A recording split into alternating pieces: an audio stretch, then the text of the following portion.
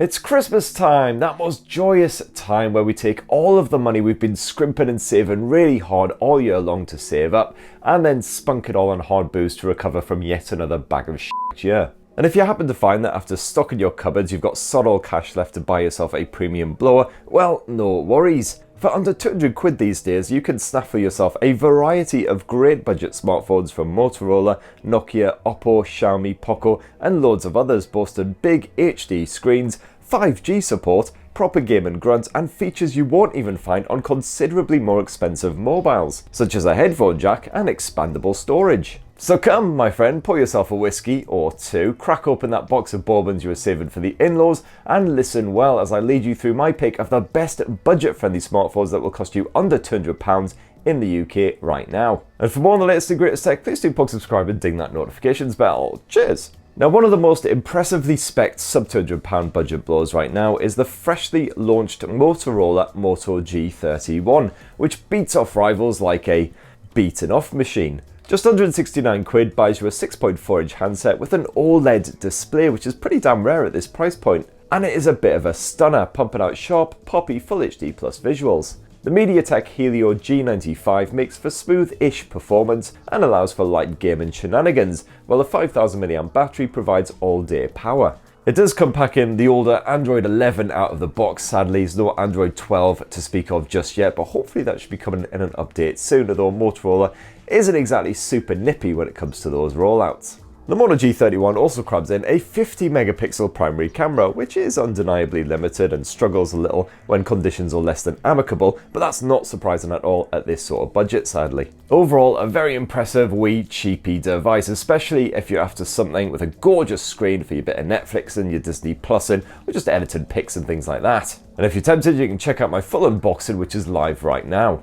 Another option is the Moto G50, which unlike the G31 boasts full 5G support, but also strips back some of the specs to keep the asking price under 200 quid.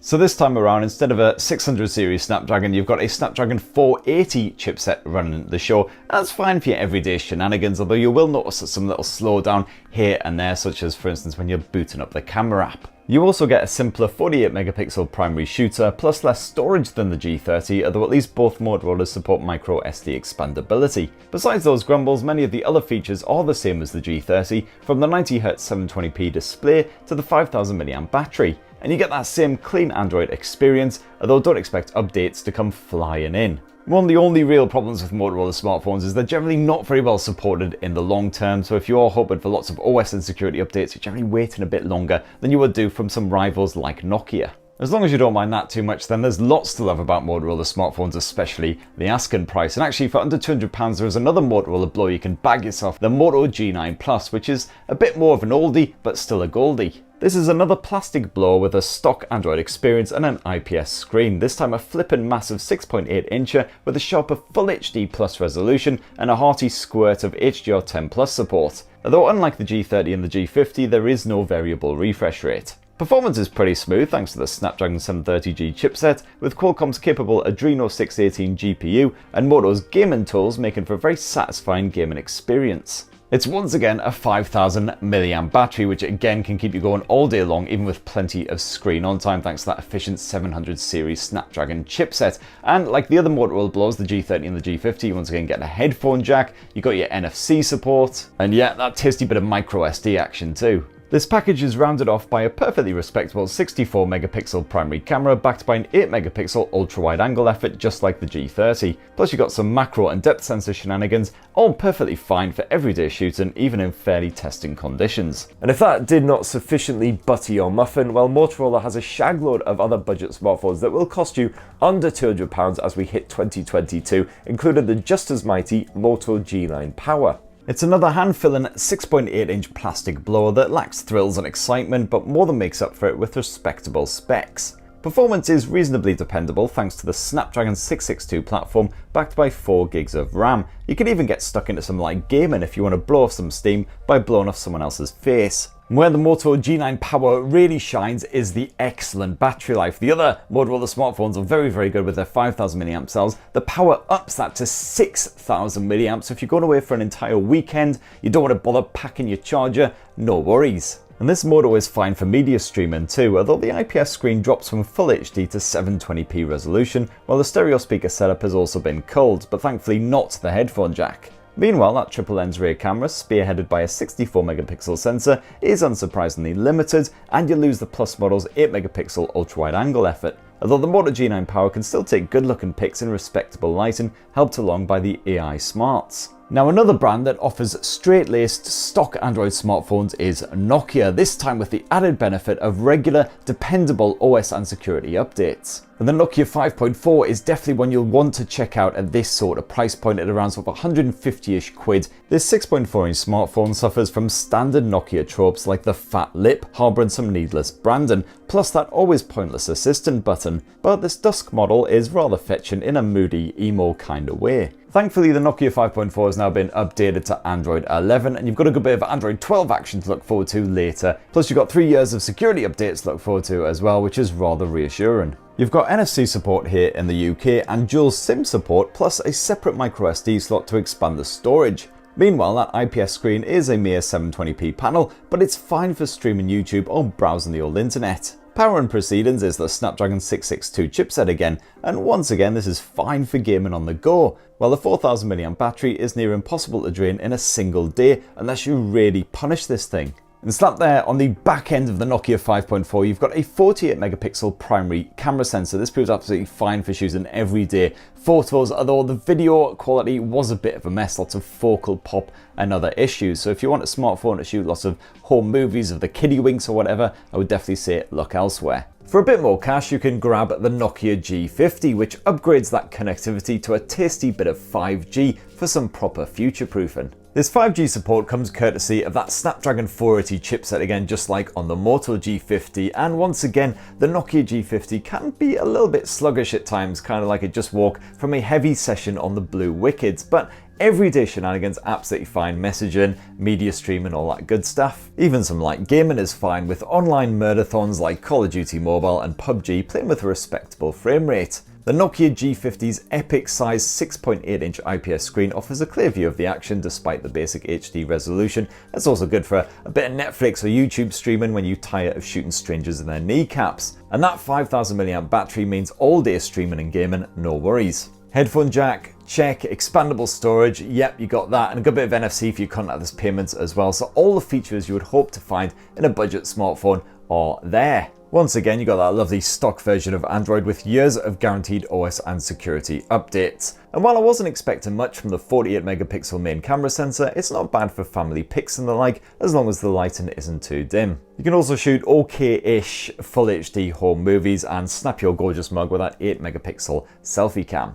And if your budget is tighter than a guppy's bumhole, then you might also be swayed by the Oppo A53, which cost you around 130 quid as we near the end of 2021, and that is an absolute bargain. This phone is a proper superstar, offering a smooth everyday experience, 2 days of battery life, and the standard stuff like NFC and expandable storage. That display is a mere HD one once more, but it's not bad at all for kicking back with some YouTube or whatever, and impressively you've got a 90Hz max refresh rate too, not to mention a stereo speaker setup and strong audio chops. However, it's not all good news. Oppo is being very slow with the Android updates, and of course not everyone will get on with the ColorOS launcher as well, which is quite a big fat heavy one sat there on top of Android. Does add some great features, but also can be rather clunky in places. The A53's Snapdragon 460 chipset and 120Hz touch response rate meant I stood a reasonable chance against the hordes of unwashed school kids when stumbling my way through online slogfests. And that 13MP primary camera does a decent job of daily snaps, certainly for this asking price. Now, next up in this roundup of the best budget smartphones costing under 200 quid is the excellent Poco X3 Pro from Xiaomi. And yes, admittedly the standard price for the Poco X3 Pro is just over 200 quid, but Xiaomi regularly puts on sales where it dips to just a gnat's pube under that price tag, and it's well worth waiting out and grabbing it when you see it at that sort of discounted price. The Poco X3 Pro is essentially a reinvigorated, updated version of the original Poco X3 NFC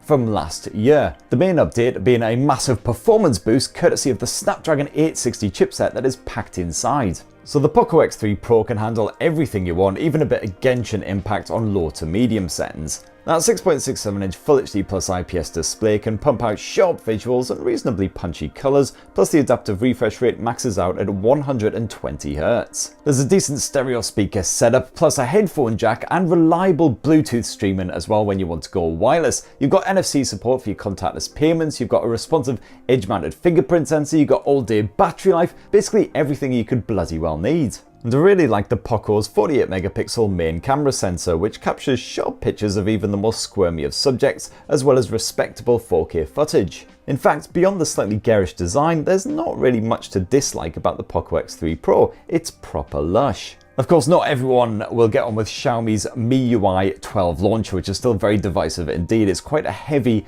launcher, throws in quite a lot of great bonus features, but it can also be a little bit quirky at times, shall we say, and there's generally a lot of crapware stuffed onto Poco and Xiaomi smartphones too. You also don't have the added reassurance of the guaranteed updates, the OS updates and the security updates of those Nokia smartphones, but as long as you can put up with all of that, then there's a lot to love about the Poco X3 Pro as far as the hardware and everything goes. And Poco has also just launched the fresh M4 Pro 5G for €229 or a cockroach's testicle under 200 quid. This is yet another 5G blower that will suit everyday users absolutely fine, although the camera tech is rather basic. It's another 50 megapixel main sensor, but this definitely fouls its draws a wee bit when the light and aim's great, so tread carefully. Still, the Poco M4 Pro's 6.6-inch IPS screen is a Full HD Plus effort with 90Hz refresh support that proves perfectly respectable for any downtime where you just want to slump on the sofa with Netflix or whatever. And there's even a stereo speaker setup of sorts as well as a headphone jack. MediaTek's Dimensity 810 chipset can cope with light gaming on the side, while a 5000 mAh capacity battery meant I wasn't desperately scrabbling around for a power cable come the evenings. This thing will last you a full day, no worries. There's microSD memory card support and all the other features you would expect, and overall I've got no qualms at all recommending it. Now, Xiaomi is another manufacturer offering a decent range of budget-friendly smartphones at this sort of price point with really impressive hardware. And one of my favourites right now for under 200 quid is the Redmi Note 10S. This 6.43-inch smartphone sticks with the same MIUI experience as those Poco phones and likewise delivers some decent hardware for not much cash. The Helio G95 chipset can handle light gaming and doesn't struggle when it's pushed, while the 5000 mAh battery won't run dry unless you're seriously punishing this thing. You've got up to 128 gigs of storage expandable via microSD, and that 64 megapixel rear camera sensor checks out some pretty good looking photos and video. That mighty display tops off at 60Hz refresh sadly, and the stereo speaker arrangement isn't exactly mind-blown, but for that low price this is a solid piece of kit. And pretty soon Xiaomi will also bring the budget-happy Redmi 10 to Europe. It's another sub £200 blower offering a 6.5-inch 90Hz screen, expandable storage, you've got a headphone jack, stereo speakers, incredibly good battery life, and a 50 megapixel main camera which once again can shoot some respectable family pics. And I've done you a full unboxing here on TechSpert if you want to know more on all of that. Now, before I bugger right off, I'd also like to throw a bit of love at the Realme 8 5G, which these days you can pick up for just a shade under 200 quid, and it offers some pretty respectable specs for that price, including of course a good bit of 5G support again, as the name kind of heavily suggests. The Realme 8 5G isn't as fully featured as the nifty Realme 8 Pro, but that MediaTek Dimensity 700 chipset makes for respectable performance. You've got a 90Hz IPS screen which is slick and sharp, and that long-lasting battery life means zero stress when you're out and about. Again, check out my unboxing for a full tour of this blower. Those are all the smartphones that I've reviewed that cost under £200 that you can grab right now as we head towards winter 2021 that I would personally recommend, and there are a few other options out there as well. I would say, however, do stay clear of Samsung smartphones under £200 because they tend to be a little bit pants. Stuff like the Galaxy A12, for instance, just the performance is far too juddery, the camera tech is usually pretty crap as well. What I would say is that if you are really tempted to get yourself a budget Samsung smartphone, try and up your budget a bit and grab the Galaxy M32. That costs between sort of 200 and 250 quid, depending on if you manage to luck out and find it in a sale, and that is a solid all-round budget smartphone. And that right there is my roundup of the best budget blowers you could bag yourself for under 200 quid in the UK as we hit 2022. But as always, I made sure I have all the recommended smartphones that I've personally tested out right here for Techspert. So if any of these smartphones particularly tickled your fancy, well, definitely go check out my full unboxings and review videos right here on the channel. And likewise, if I didn't get around to covering your favorite budget blowout, well, please don't hear me. Chances are I just haven't had a chance to test it out myself. But definitely clue me in below in the comments. Let me know which ones I've missed out and why they're your favorites. And for more of the latest and greatest tech, please do plug, subscribe, and ding that notifications bell. Have yourselves a bloody wonderful rest of the week. Cheers, everyone. Love you.